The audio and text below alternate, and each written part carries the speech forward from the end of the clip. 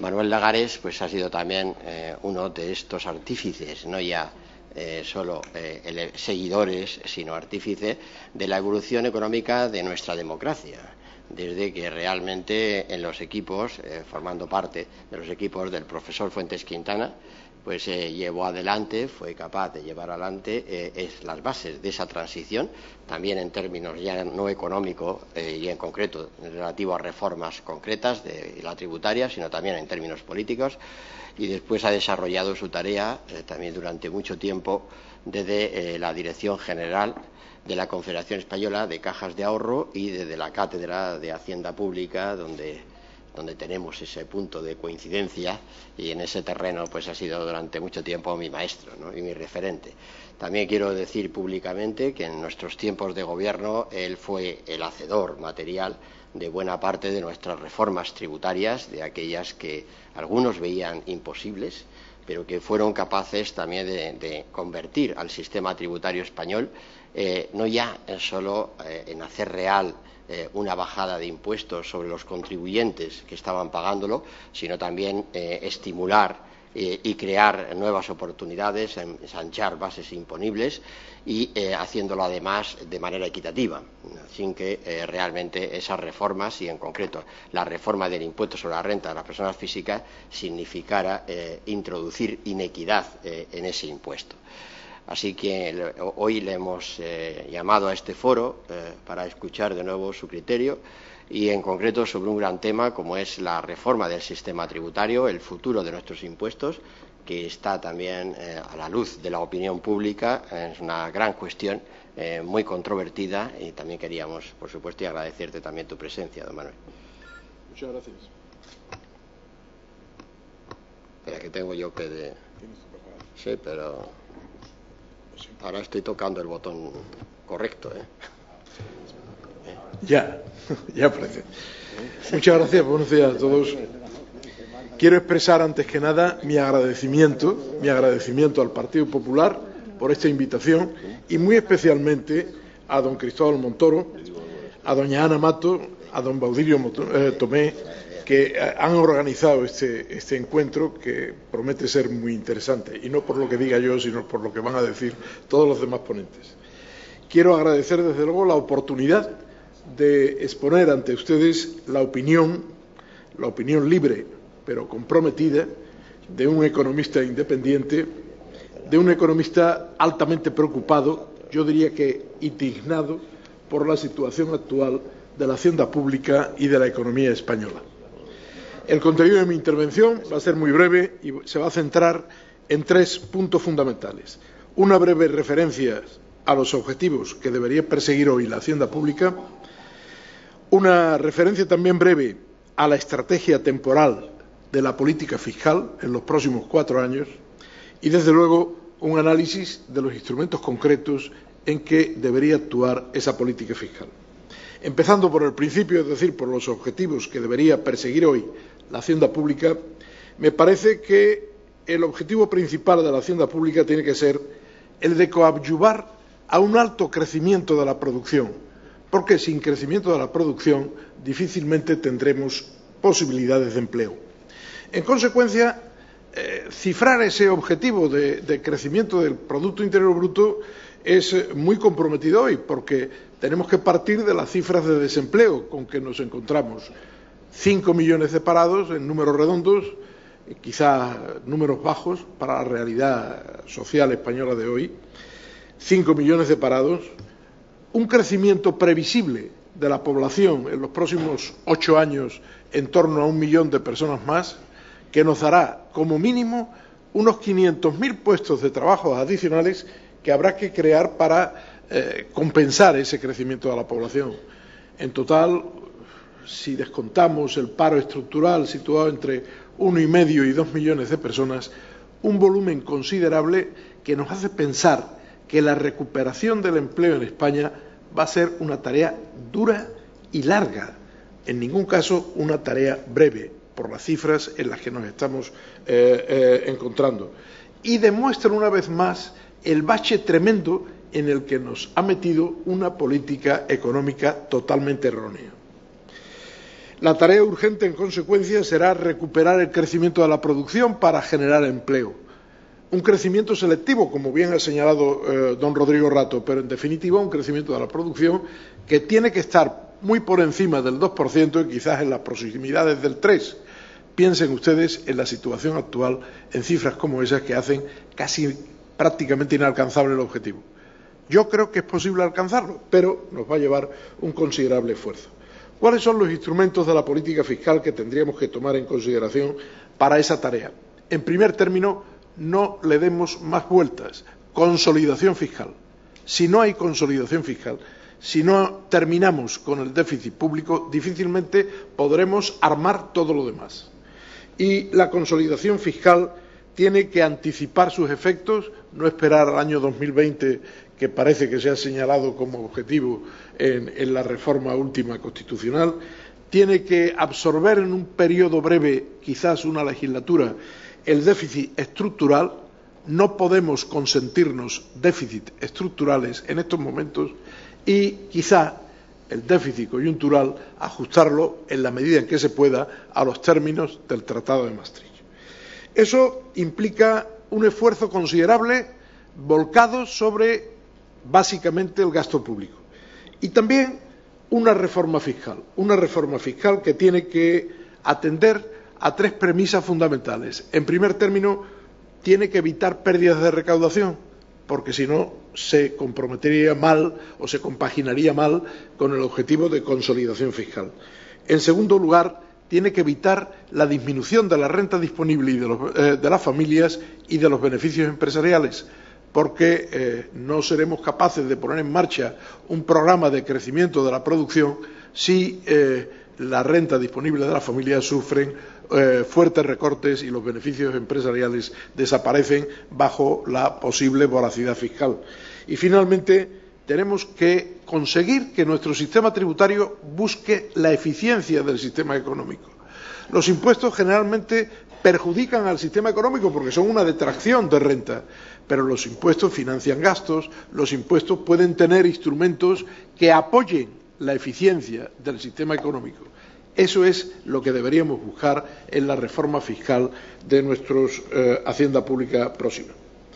La estrategia temporal de esa política fiscal, a mi entender, tiene que estar definida por dos soportes inmediatos y un soporte diferido. Los dos soportes inmediatos, a mi entender, son, en primer término, la reducción del gasto público. No hay otro camino. Si buscamos compensar o consolidar los déficits del sector público por la vía del incremento de impuestos, vamos a tener malas consecuencias. En consecuencia, hay que lanzarse a una reducción del gasto público. Por cierto, don Rodrigo Rato, aquí presente, la realizó muy bien entre el 96 y el 2000. El equipo que funcionaba con él la realizó ampliamente en ese periodo y fueron capaces de pasar de un gasto público que se situaba en el 45% del Producto Interior Bruto a un gasto público que se quedó en el 38% del Producto Interior Bruto, dando margen suficiente para la consolidación fiscal, la absorción del déficit público.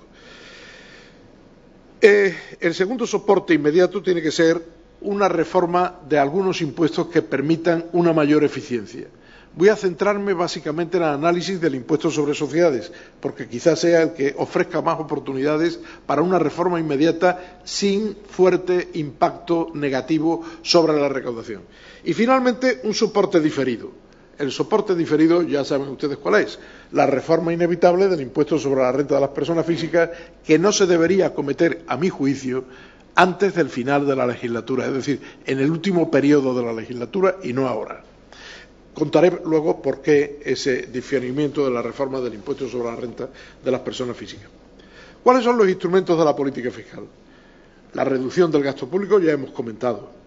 Habría que pasar a un gasto público del 38%, como mucho del 40% del Producto Interior Bruto. Miren, llevo muchos años intentando averiguar si existe alguna relación entre el nivel de gasto público y las tasas de crecimiento económico. Me sale una relación entre esas dos variables. Países que tienen un alto nivel de gasto público, de dimensión del sector público, son países que tienen menores tasas de crecimiento. Y es una relación que se puede observar en los países de la OCDE entre 1970 y el año 2005. claramente manifestada. El país de alta dimensión del sector público son países con reducida tasa de crecimiento. Los países que tienen sectores públicos reducidos tienen generalmente mayores tasas de crecimiento de su producción. Bueno, atacar el gasto público no es mi tarea de hoy, no es la tarea que yo debo desarrollar hoy, pero sí quiero decir que hay que partir de una clasificación de servicios y hay que intentar que los servicios esenciales no pierdan peso en el Producto Interior Bruto. Eso se hizo con gran éxito en la etapa anterior, en la etapa de 1996 al año 2000. Realmente se consiguió reducir el gasto público, pero no tocar la dotación por habitante de servicios en términos reales, en servicios esenciales. Yo creo que esa es la regla. La otra, pues ya se sabe, llanto y crujir de dientes, porque hay que reducir gastos que siempre son dolorosos reducir. Entremos en el tema básico, la reforma del impuesto sobre sociedades. Hay alguna consideración previa que realizar respecto al impuesto sobre sociedades. En primer lugar, el impuesto sobre sociedades, los hacendistas hemos discutido mucho a lo largo de siglos sobre este tema, es un impuesto con escasa base conceptual, aunque con una realidad espléndida en todos los países. Tiene escasa base conceptual porque lo que intentamos gravar con los impuestos es la capacidad de pago, y la capacidad de pago es atribuible solo a personas físicas y no a entidades jurídicas. El impuesto sobre sociedades, en tanto grava capacidades de pago de personas jurídicas, realmente lo que está gravando es la capacidad de pago de sus socios, que son auténticamente los que vienen a soportar el impuesto si admitimos la no traslación a los precios, que parece que es la hipótesis más habitual hoy. En segundo lugar, porque provoca en sí mismo una doble imposición de los dividendos. Los dividendos son gravados por el impuesto sobre sociedades como beneficios y luego son gravados por el impuesto sobre la renta de las personas físicas como percepciones de renta por parte de los individuos y familias. Hay que añadir otros problemas que se encuentran hoy dentro de nuestro impuesto sobre sociedades. Los incentivos fiscales, perdonen ustedes que yo tenga una opinión muy negativa respecto a los mismos. Hace ya muchos años, ya casi no recuerdo cuándo, hice una tesis doctoral que era incentivos fiscales a la inversión privada. La conclusión de esa tesis era desesperanzadora, en el sentido de que los incentivos lo único que conseguían era, como mucho, movilizar algunas decisiones que se anticipaban o atrasaban en función de los incentivos fiscales, pero realmente no creaban auténtico impulso, al menos en la mayor parte de los casos. Sigo opinando casi igual, entonces. Hay un segundo problema añadido dentro del impuesto sobre sociedades. La rigidez de la amortización fiscal impide la introducción de fuertes innovaciones en las empresas. En un mundo en el que la transformación tecnológica es rapidísima, un empresario que se embarca en un proceso de inversión, que acepta una determinada estructura productiva, que compra una fábrica, una tecnología, un conjunto de instalaciones, entra en una especie de ratonera, porque tardará tiempo en recuperar la inversión efectuada y es muy posible que, dada la aceleración del cambio tecnológico, mucho antes de que se produzca esa aceleración, se encuentre con que la tecnología que aplicó y que era puntera en aquel momento ha dejado de ser puntera y, en consecuencia, ya no sirve. Esto deberíamos buscarle dentro del impuesto alguna solución inmediata, porque si no, el impuesto puede retrasar la innovación tecnológica que necesita nuestro país. Hay además un factor adicional. El impuesto discrimina fuertemente en la forma en que se financian las empresas. Una empresa se financia mediante crédito o empréstitos y sus intereses son deducibles de la base del impuesto y, en consecuencia, están exentos del impuesto sobre sociedades. No quedan gravados, más que exentos, quedan no gravados por el impuesto sobre sociedades. Mientras que, si se decide por financiarse mediante recursos propios, es decir, mediante ampliaciones de capital, tendrá que soportar en sus dividendos el impuesto sobre sociedades y sus socios, posteriormente, la aplicación del impuesto sobre la renta de las personas físicas. Bueno, esto hace que sea mucho más cómodo apalancarse, endeudarse en los mercados que ampliar capital, gracias al impacto del impuesto sobre sociedades. Y finalmente, el impuesto sobre sociedades se ha convertido en un objeto del deseo de la Unión Europea, que aspira en los próximos tiempos a armonizar al menos su tipo de gravamen. No sé si logrará, mi experiencia en este campo es amplia porque desde casi cuando era pequeño oí hablar de la necesaria armonización del impuesto sobre sociedades en la Unión Europea y, sin embargo, el impuesto sobre sociedades, su base de imposición no se ha armonizado hasta ahora, salvo en pequeñísima proporción. Bueno, pero tenemos esa posible amenaza de armonización. ¿Cuál debería ser, en ese contexto, el contenido de la reforma deseable del impuesto sobre sociedades? Es una opinión particular la que voy a exponer aquí y en absoluto quizás contrastada, pero en fin, es una opinión y ustedes han venido aquí, han sido lo suficientemente generosos como para invitarme a expresar mi opinión, ¿no? Yo quiero pensar que mientras que no se unifique el tipo de gravamen en la Unión Europea, cualquier movimiento en los tipos del impuesto sobre sociedades puede crear más suspicacias que beneficios, al menos entre nuestros socios, y que quizá haya que esperar para tocar los tipos algo más. Estamos en una situación intermedia dentro de Europa. Bueno, no somos de los países que tienen un impuesto más elevado, pero tampoco de los que los tenemos más bajos, y quizás una medida prudente podría ser esperar algo a ese cambio en los tipos generales del impuesto sobre sociedades. Sin embargo, sí se podría ganar algo para luego poder hacer la política que propugnaba don Rodrigo Rato hace poco. Se podría ganar algo si hiciéramos una profunda revisión de las exenciones y de los incentivos actuales, porque la inmensa mayoría de ellos, mi experiencia es que apenas si funcionan, si es que funcionan algo. Quizá ahorrando en las exenciones e incentivos actuales podríamos articular un sistema no gravoso desde el punto de vista recaudatorio de nuevos incentivos orientados a esas finalidades que don Rodrigo Rato citaba anteriormente. Es obvio que después de lo que he dicho de las amortizaciones fiscales, ustedes comprenderán que yo sea muy partidario de la libertad absoluta de amortización fiscal. Es decir, una reforma importante del impuesto sería conceder de inmediato libertad absoluta en cuanto a amortización fiscal, porque yo creo que eso añadiría un factor importante para la incorporación de innovaciones en nuestros procesos productivos. Y, bueno, habría también que preocuparse de exencionar los beneficios de las nuevas empresas. Esto podría entrar en conflicto con la Unión Europea, que podría pensar que estamos concediendo vacaciones fiscales a algunas empresas. Quizá podría matizarse esa concesión de exención para que fuera solo a aquellos trabajadores autónomos que iniciaran una actividad empresarial mucho más organizada.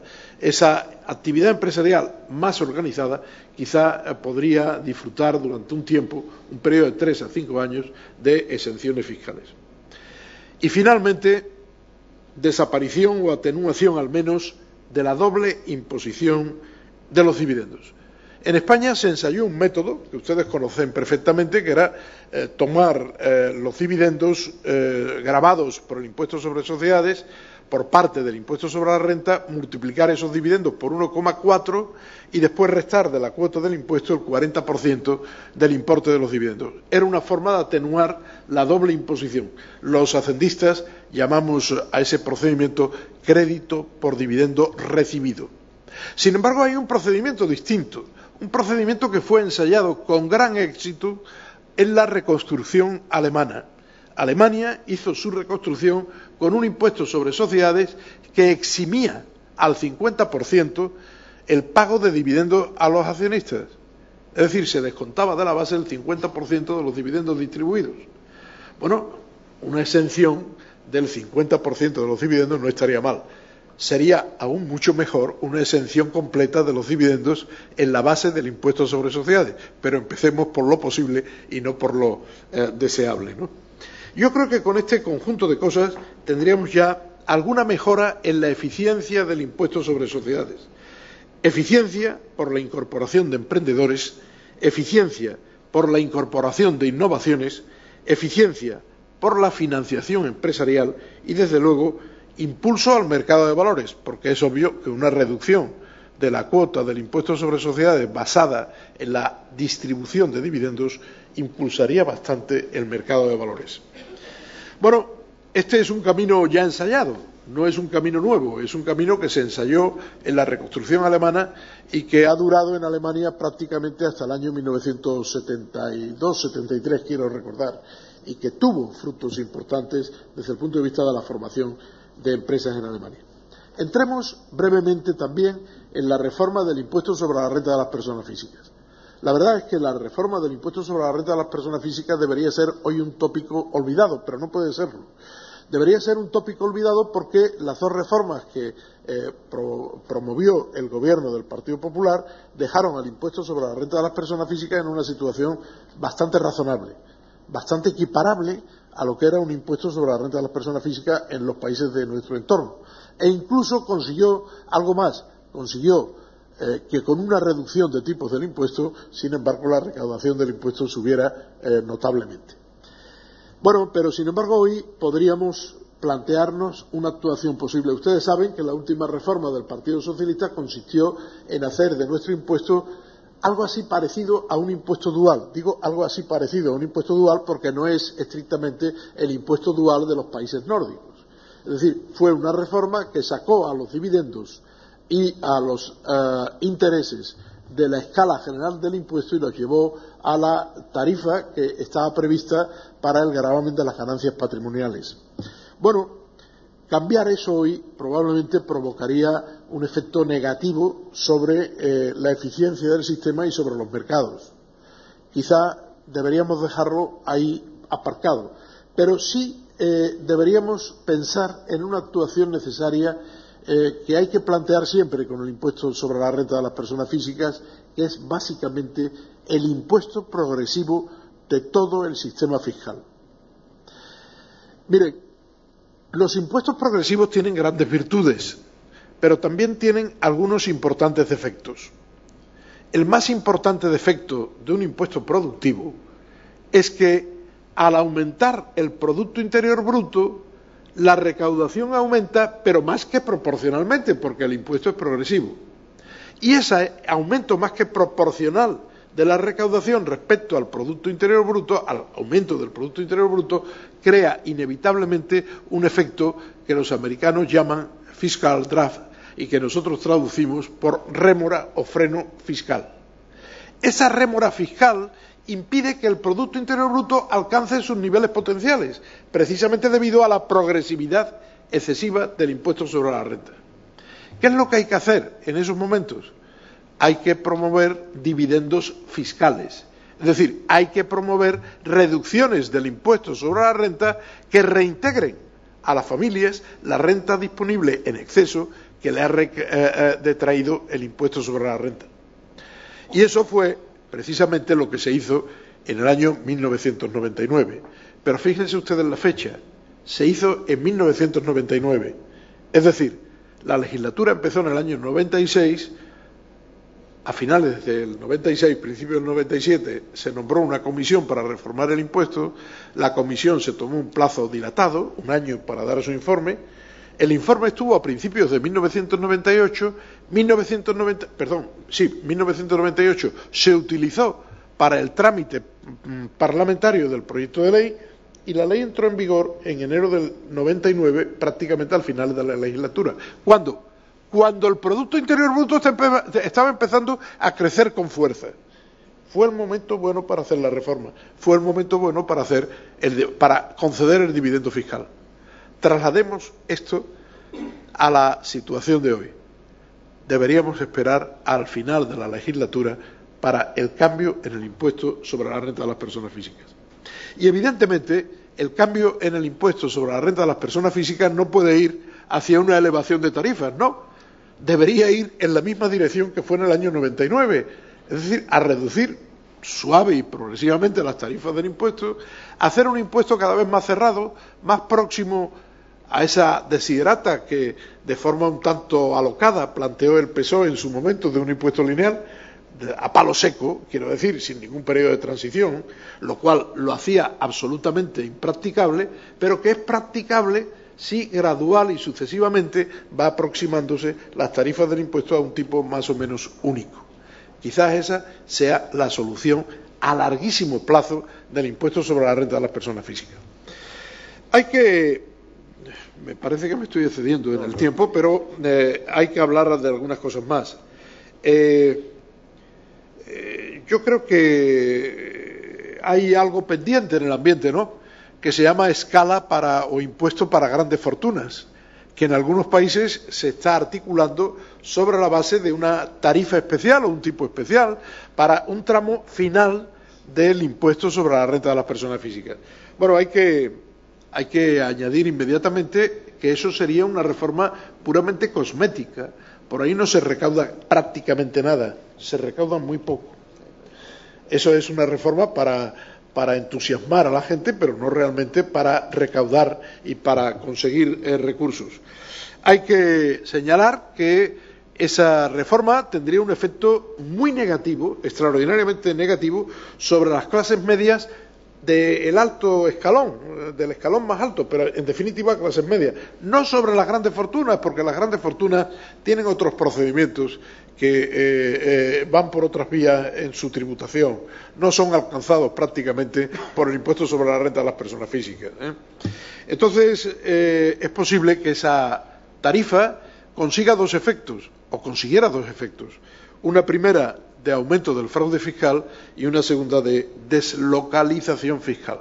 No nos olvidemos que estamos en un mundo libre, en unos mercados libres y en movimientos libres de capitales y de personas. Bueno, querría referirme también a algunas otras cosas que están por ahí rondando. ¿Por qué no subir el IVA? Algunos dicen, ¿por qué no subir el IVA y reducir las cotizaciones sociales? Yo a la segunda me apunto. Reducir las cotizaciones sociales es una política inteligente que deberíamos emprender ya, pero no a costa de subir el IVA, probablemente a costa del esfuerzo y del sacrificio sobre el gasto público. Hay mucho que ahorrar en el gasto público y, en consecuencia, quedaría hueco para reducir las cotizaciones sociales. Pero no subamos el IVA. ¿Y por qué no subir el IVA? Miren, por una comparación muy simple. En primer término, el consumo privado es el motor de la economía. Si queremos crecer, no podemos atacar demasiado al consumo privado. Y piensen ustedes lo que está ocurriendo en otros países de nuestro entorno, no, desgraciadamente, en los países de la Unión Europea, pero piensen ustedes en los Estados Unidos de América, donde el sale tax, el impuesto sobre las ventas, el impuesto sobre el consumo final, está al tipo del 4,5%, del 5%, del 7%, como mucho del 8% en los estados más importantes. Mientras que aquí, perdón por la expresión, le soplamos al consumo privado a razón del 20 o del 23% con el impuesto sobre el valor añadido.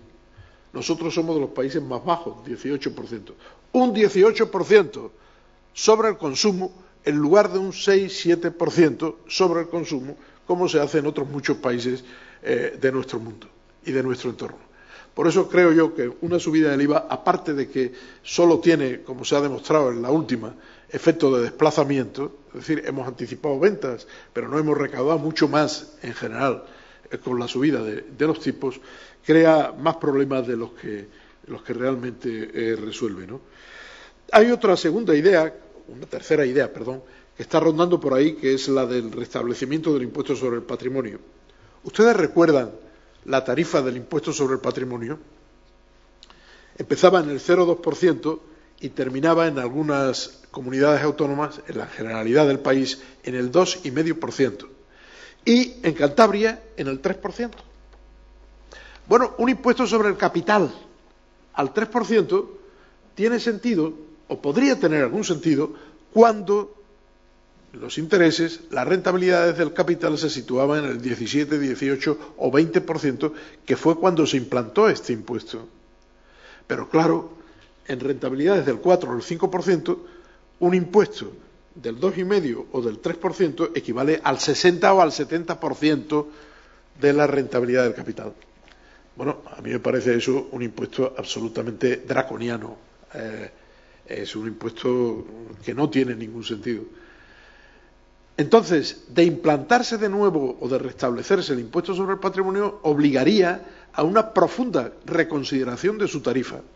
Pero es que, en mi opinión, volver a traer al impuesto sobre el patrimonio sería dar un fuerte golpe en contra del ahorro. Y no es el ahorro precisamente lo que deberíamos en estos momentos penalizar, sino todo lo contrario. En consecuencia, en mi opinión, restablecer el impuesto sobre el patrimonio crearía más problemas macroeconómicos en nuestro país que los que podría resolver con su recaudación, que por otra parte fue siempre una recaudación ridícula. Me parece que fueron 1.500 millones de euros los que recaudó el último ejercicio que estuvo en vigor. Realmente para ese viaje casi no se necesitan alforjas.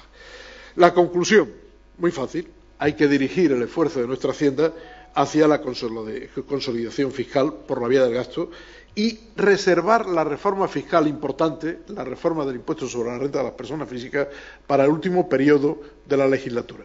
Ahora, tocar el impuesto sobre sociedades en aquellos aspectos y puntos que permitan impulsar el crecimiento de la economía y alcanzar ese entorno del 3%, para entendernos, entre el 2 y el 3%, que nos permitiría crear empleo. Yo quiero terminar, como don Rodrigo Rato ha terminado, pensando que nuestra economía va a encontrar el camino de la solución. Estoy convencido que el próximo Gobierno va a encontrar ese camino de solución que no ha encontrado, sino todo lo contrario, el anterior. Y quiero ser optimista, siempre lo he sido, porque al final nuestro país es un gran país y volverá a encontrar la senda de crecimiento que siempre hemos tenido. Nada más y muchas gracias, presidente.